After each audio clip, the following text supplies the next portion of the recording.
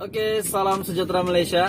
Info hari ini yang saya ingin kongsikan kepada Anda bukan GDBSP, bukan juga BKM, tetapi info ini akan menarik perhatian Anda berkenaan dengan status terkini jawatan Menteri Keuangan Tengku Zafrul.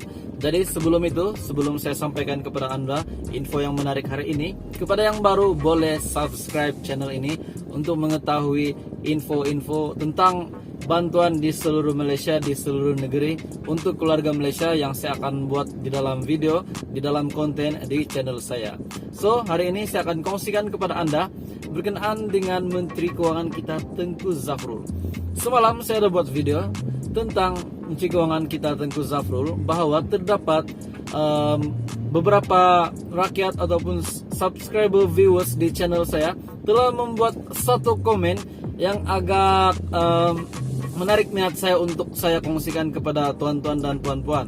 Jadi kata dalam komen itu semalam dia kata Menteri Keuangan letak jawatan, dan hari ini terdapat satu komen yang membalas komen tersebut, bahwa dia kata di situ seorang ini yang boleh menggantikan Tengku Zafrul Menteri Keuangan. Jadi saya ingin bertanya pendapat Anda, apakah Anda setuju dengan apa yang dia kata, dengan apa respon dia ini berkenaan dengan seseorang ini yang juga kita kenal tidak lain dan tidak bukan seorang yang kita kenal juga. Saya percaya kamu pun tahu dia siapa. Dia akan menggantikan Tengku Zafrul. Adakah itu adalah satu keputusan yang betul ataupun tidak?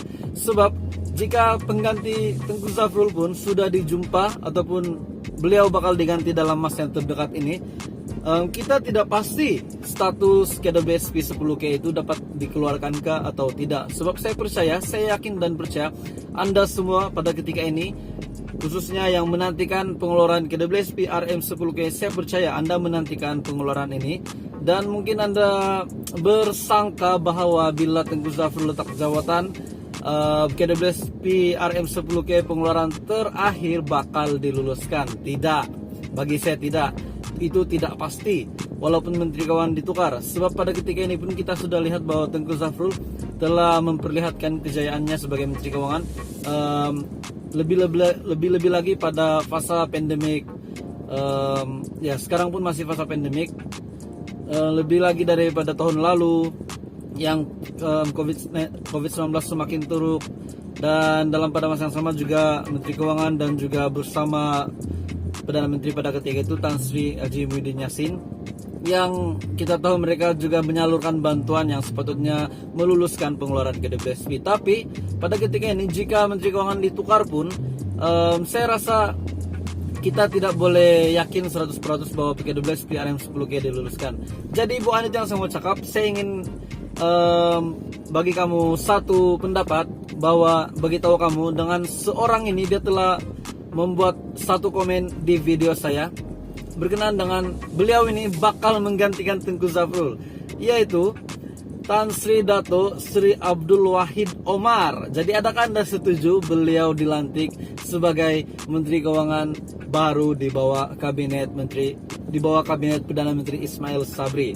Jadi untuk pengetahuan kamu, Tan Sri Dato Sri Abdul Wahid Omar lahir pada 19 Januari 1964. Ialah pengurus bukan eksekutif Bursa Malaysia sejak 1 Mei 2020. Beliau juga merupakan bekas menteri yang bertanggung jawab bagi unit perancang ekonomi di Jabatan Perdana Menteri Malaysia mulai 2013 hingga 4 Jun 2016. Jadi pengalaman beliau bukanlah alang-alang, dan kita boleh cakap kelayakan dia menjadi Menteri Keuangan mungkin juga boleh, tapi kita tidak tahu di sudut yang lain. Tapi bila kita tahu dia ada pengurusi Bursa Malaysia, dan penjawat kini dia adalah memegang jawatan pada 1 Mei 2020 yang lalu, pengurusi Kumpulan Permodalan Nasional Berhad PNB.